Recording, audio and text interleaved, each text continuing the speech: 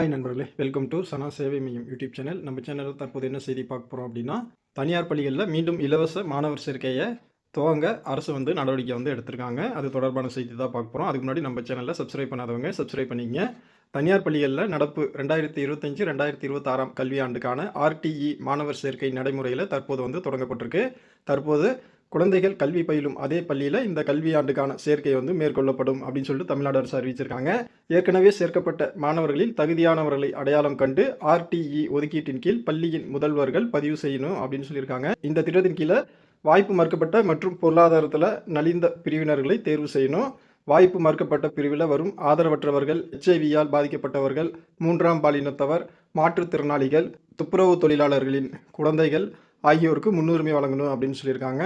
நலிந்த பிரிவினர் ஆண்டு வருமானம் 2 லட்சத்திற்கு குறைவாக இருக்கணும். இடங்களை விட விண்ணப்பங்கள் அதிகமான குழுக்கள் முறையில் நடைமுறை பின்பற்றணும். அதே போல் ஆர்டிஇ தகுதியுடைய மாணவர்களிடம் எந்த கட்டணமும் வசூலிக்கப்படக்கூடாது. ஏற்கனவே கட்டணம் வசூலிக்கப்பட்டிருந்தால் 7 நாட்களுக்குள்ள திருப்பி செலுத்தணும்.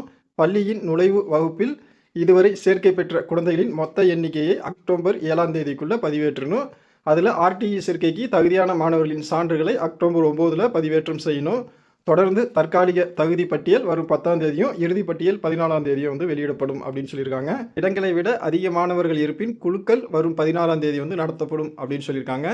இந்த ஆண்டு ஆர்டிஇ சேர்க்கைக்கு பெற்றோர்கள் நேரடியாக விண்ணப்பிக்க முடியாது. பள்ளி முதல்வர்கள் மூலமாக மட்டுமே விண்ணப்பிக்க முடியும்.